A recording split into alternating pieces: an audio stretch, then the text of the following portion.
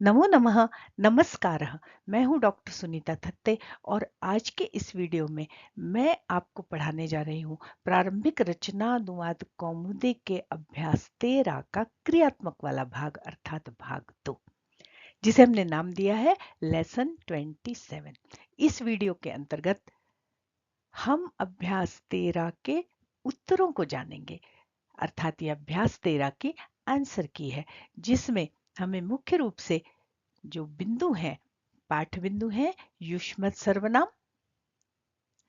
Crew धातु का विधिलिंग और लिट लकार, साथ ही पंचमी विभक्ति से संबंधित जो नियम इस पाठ में बताए गए थे उन नियमों पर आधारित जो अनुवाद अभ्यास 13 के दूसरे पृष्ठ पर दिए गए हैं या जो भी प्रश्न दिए गए हैं उन प्रश्नों को अभी हम हल करेंगे। तो आइए हम पहले चलते हैं अभ्यास 13 के नियमों वाले भाग पर। तो ये हमारे सामने नियमों वाला भाग है जिसे हम पूर्व में अर्थात लेसन 26 में पढ़ चुके हैं।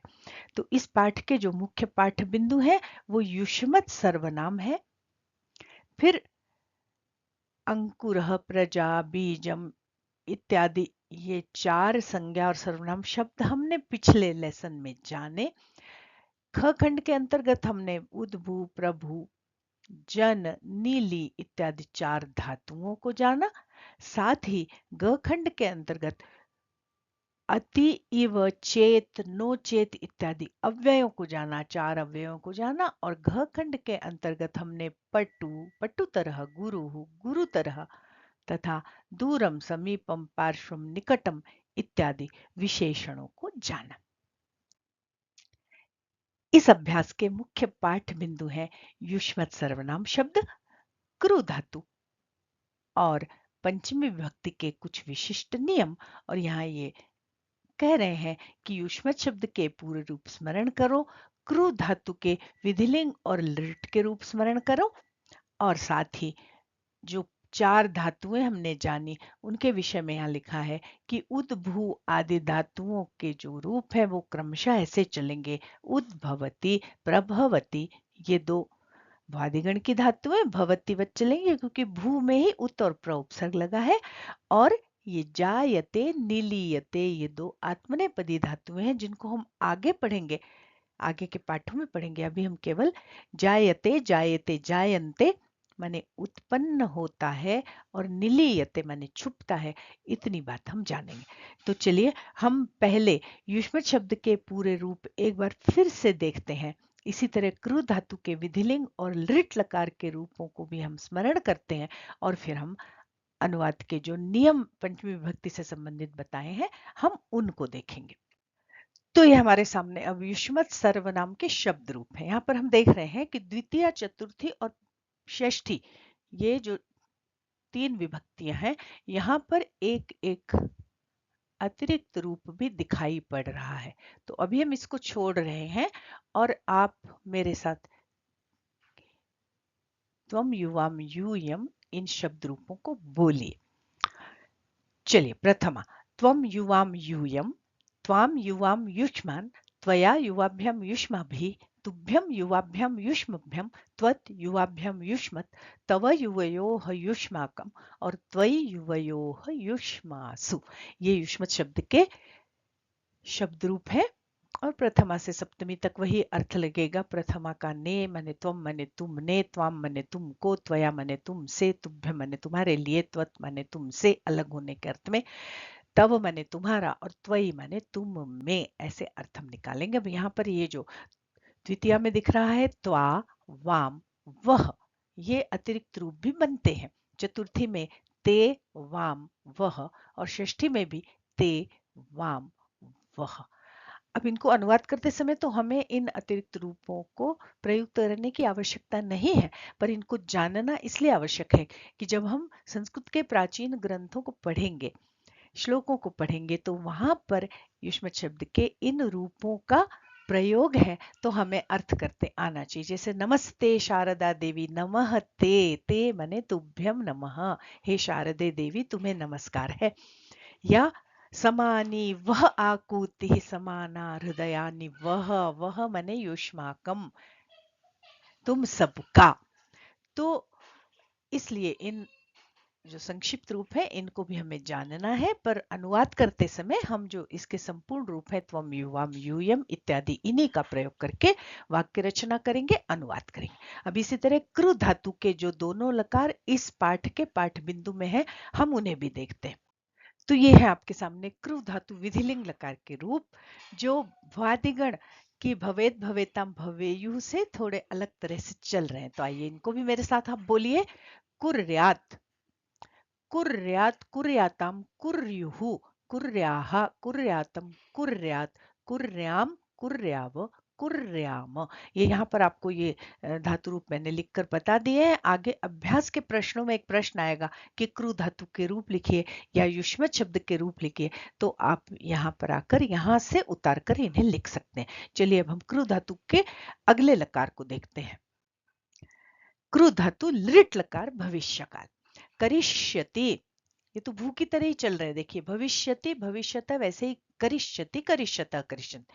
तो बोलिए मेरे साथ, करिष्यति करिष्यतः करिष्यन्ति, करिष्यसि करिष्यथः करिष्यथ, करिष्यामि करिष्यावः करिष्यामः। इस तरह से पिछले पाठ और इस पाठ में मिलाकर हमने कृ धातु के पांचों लकारों को याद कर लिया।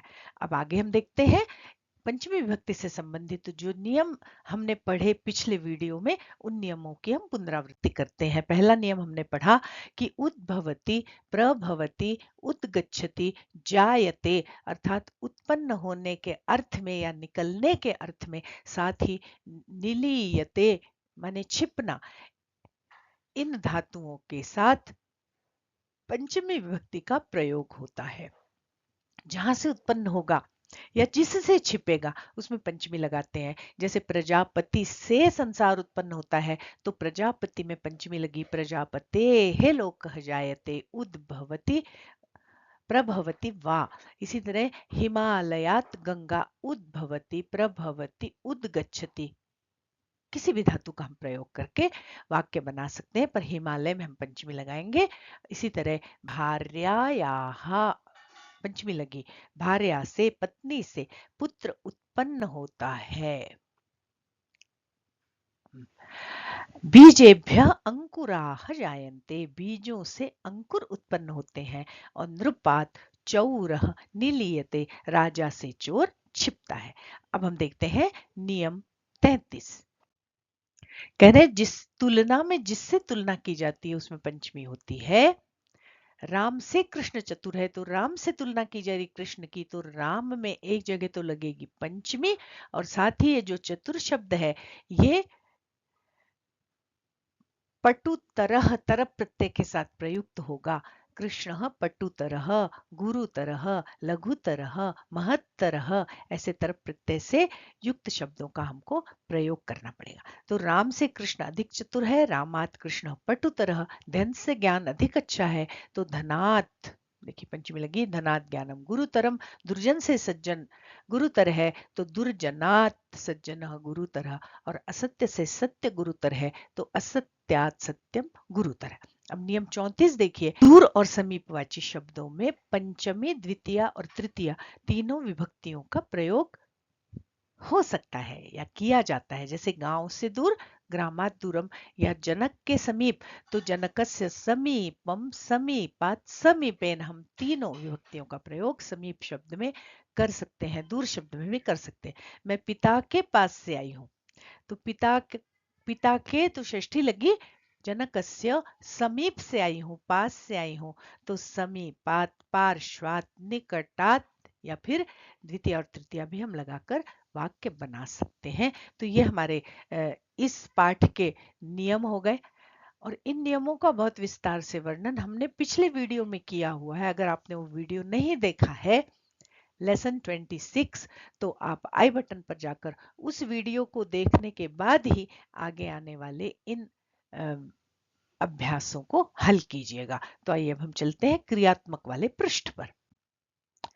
तो ये हमारे सामने अभ्यास 13 का दूसरा पृष्ठ है, जिसमें उदाहरण के पहले कुछ वाक्य दिए हैं। जैसे बीजेभ्य अंकुराः जायन्ते, जायन्ते उत्पन्न होते हैं तो बीज में पंचमी लगी, बीजों से अंकुर उत्पन्न होते। रमायाः उमा पटुतरा, जब तुलना हो रही है रमा और उमा की तो रमा से तुलना हो रही है, तो रमा में लगी पंचमी और हमारा वाक्य बना रमाया उमा पटुतरा अहम दूरात आगच्छामि, मैं दूर से आ रहा हूँ। अब देखिए यहाँ पर विशिष्ट एक बात देखिए कि राम कृष्ण के समान पटु और गुरु है। यहाँ तुलना नहीं कर रहे, दोनों को समान बता रहे हैं, इसलिए यहाँ पर पंचमी भी नहीं लगी है और पटुतर गुरुतर शब्द का प्रयोग भी नहीं हुआ है। राम कृष्ण इव माने राम कृष्ण के समान अति पटु, बहुत पटु है, निपुण है, और गुरु च और गुरु है। अब देखिए यहाँ पर चेत और नो चेत हमने जो अव्यय पढ़ा उसका प्रयोग है। तुम पढ़ते हो तो पढ़ो, नहीं तो यहाँ से हट जाओ। त्वम पठसि चेत पठ, नो चेत इतः दूरम गच्छ, इतः दूरम गच्छ, या अपसर, अपसर मतलब भी दूर जाना होता है। त्वम पठसि तुम पढ़ते हो, यूयम पठथ तुम सब पढ़ते हो, ये प्रथमा विभक्ति युष्मत शब्द। अब ये द्वितीय त्वाम पश्यामि तुमको देखता हूँ, युष्मान वदामि तुम सबको कहता हूँ। तृतीया त्वया सह कः एषः अस्ति, तुभ्यं युष्मभ्यं वा किं रोचते, चतुर्थी युष्म शब्द चतुर्थी का प्रयोग। और ये देखिए तव गृहं कुत्र अस्ति, तुम्हारा घर कहाँ है, युष्मत शब्द षष्ठी का प्रयोग। तो आगे आने वाले अब अनुवाद कार्यों में हमको युष्मत शब्द की सातों विभक्तियों का प्रयोग करके वाक्य बनाना है। सह एतत् कार्यं कुर्यात्, उसे यह कार्य करना चाहिए, त्वम कुर्याः तुम्हें करना चाहिए, अहम च कुर्याम और मुझे भी करना चाहिए। ये क्रू धातु विधिलिंग लकार के प्रयोग हैं। और सह भोजनम करिष्यति ये क्रू धातु के लिट लकार का प्रयोग है। अब इन्हीं सब उदाहरण वाक्यों की तरह हमें अब आगे के अनुवाद करना है और ये हमारे सामने अनुवाद का प्रश्न है। संस्कृत बनाओ।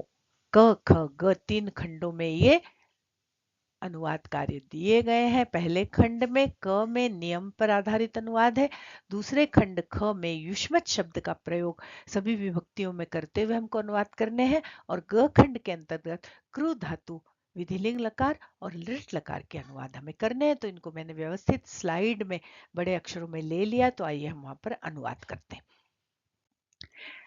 बीजों से अंकुर उत्पन्न होते हैं, बीजों से बहुवचन पंचमी का, बीजेभ्यः अंकुराः जायन्ते, प्रजापति से प्रजा उत्पन्न होती है, प्रजापति से पंचमी लगेगी, प्रजापते है प्रजा जायते। हिमालय से गंगा निकलती है, तो हिमालयात गंगा उद्भवती, उद्गच्छति, प्रभवती, कोई सा भी प्रयोग हम कर सकते हैं। सेनापति से चोर छिपता है, सेनापति से पंचमी लगेगी, सेनापते चौरः निलीयते।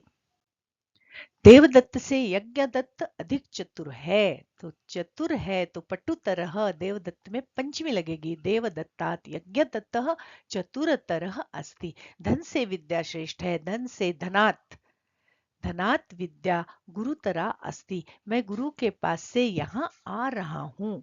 गुरु के पास से, गुरु में लगेगी षष्ठी, अहम गुरोह पास से, समीपात, अहम गुरोह समीपात यहाँ आ रहा हूँ, यहाँ मैंने अत्र आ रहा हूँ, आगच्छामि वह बहुत दूर से आया है, सह बहुदूरात आगच्छति, देवदत्त कृष्ण की तरह बहुत चतुर और श्रेष्ठ। देखिए यहाँ पर तुलना नहीं है, समानता बताई है, इसलिए न तो पंचमी लगेगी और न तरप प्रत्यय लगेगा। तो देवदत्त कृष्ण इव, देवदत्त कृष्ण के समान, अतिपटु हो श्रेष्ठ च अस्ति। तुम पत्र लिखते हो तो लिखो, नहीं तो यहाँ से हटो। तो त्वम पत्रम लिखसी लिखते हो, चेत यदि तो लिखो, तुम पत्रम लिखसी चेत लिख, नहीं तो नो चेत इतः गच्छ यहाँ से जाओ, या इतः अपसर।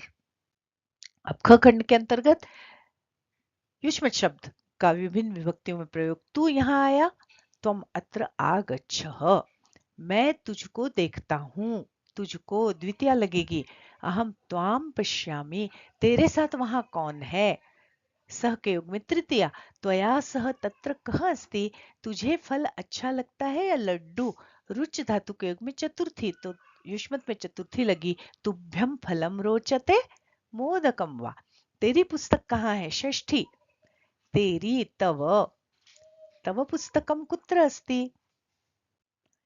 अब ये ग खंड के अंतर्गत हमको क्रू धातु का दोनों लकारों में प्रयोग करना है। वह काम करे सह कार्यम करोतु, तू काम कर त्वम कार्यम कुरु, और मैं भोजन करूं अहम भोजनम करवाणी। देखिए यहाँ पर थोड़ा सा मैं कहना चाहूंगी कि हमने इस अध्याय में, इस पाठ में पढ़ा है विधिलिंग लकार, और यहाँ पर अनुवाद लोट लकार के दिए हैं।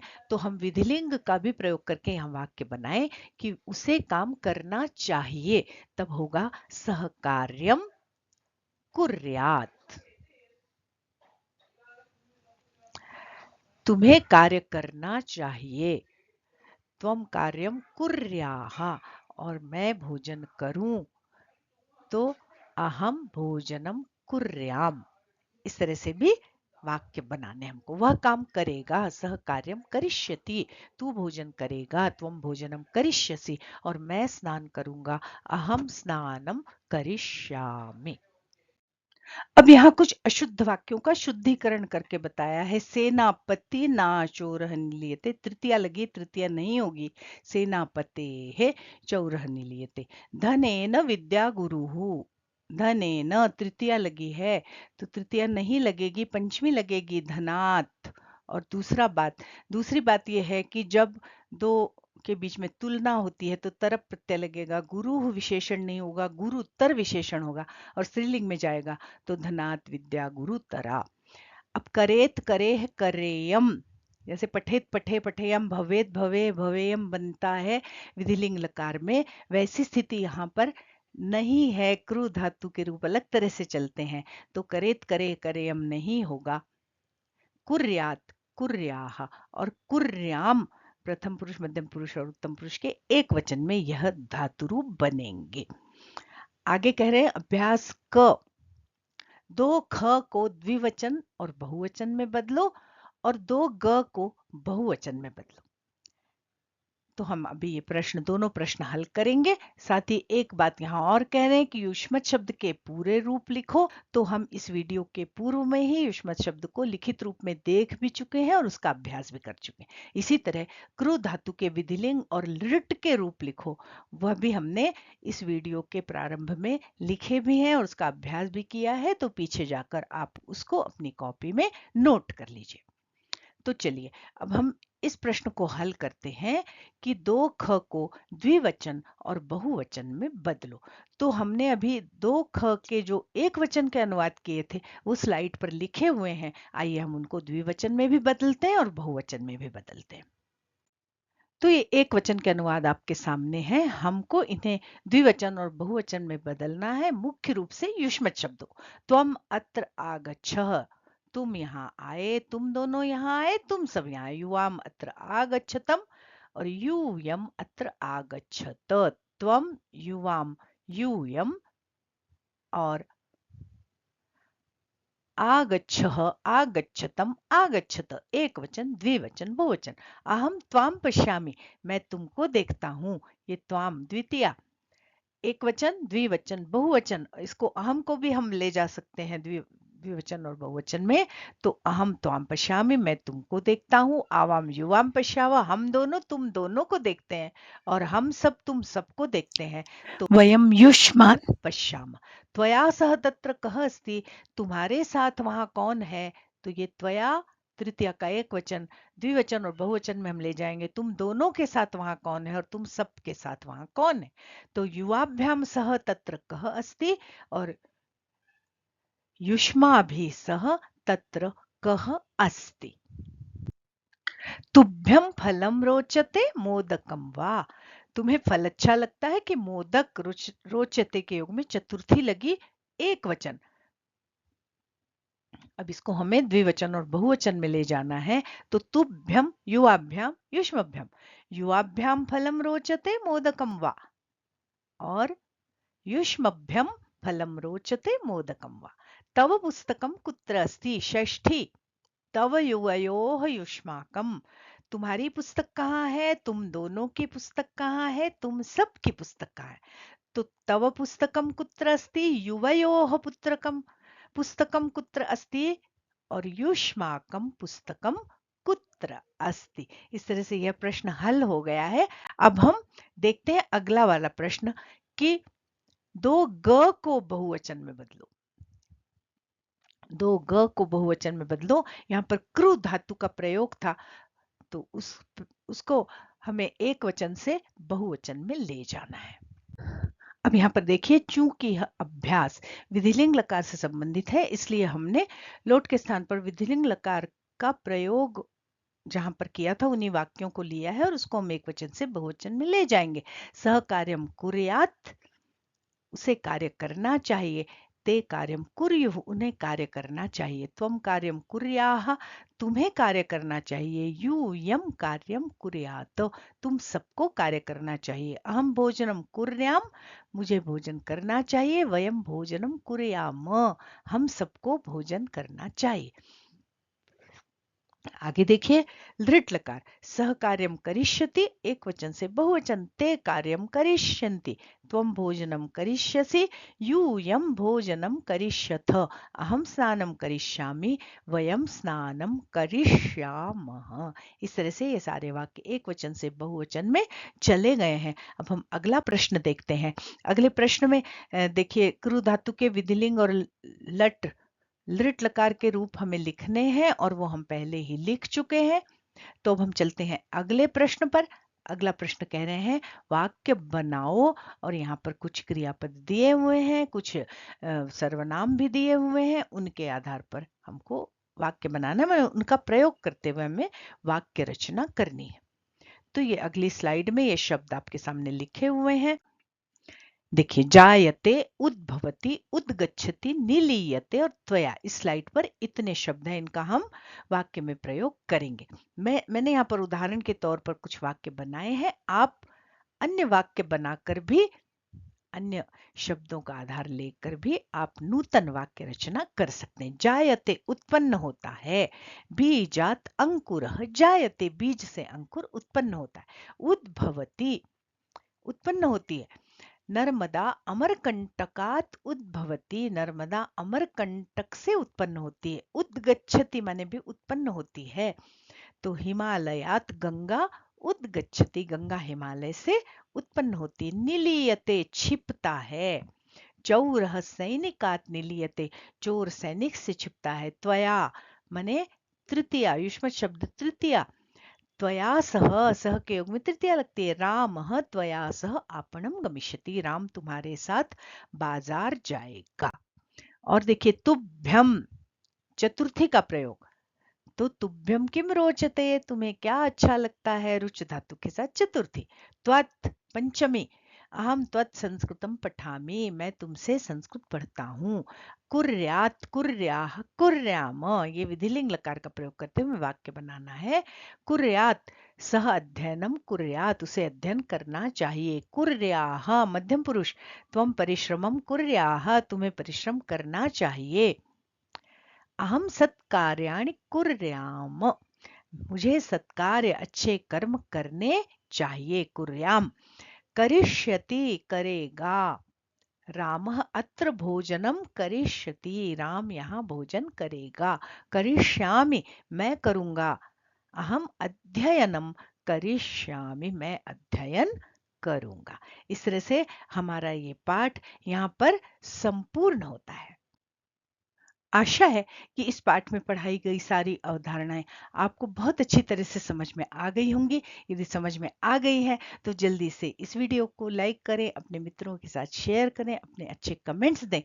आज के लिए बस इतना ही। बहुत शीघ्र मिलते हैं इसी तरह की किसी नूतन अवधारणा के साथ तथा प्रारंभिक रचनानुवाद कौमुदी के अगले पाठों के साथ। तब तक के लिए नमस्कार। जयतु संस्कृतम, जयतु भारतम, पुनर्मिलामः।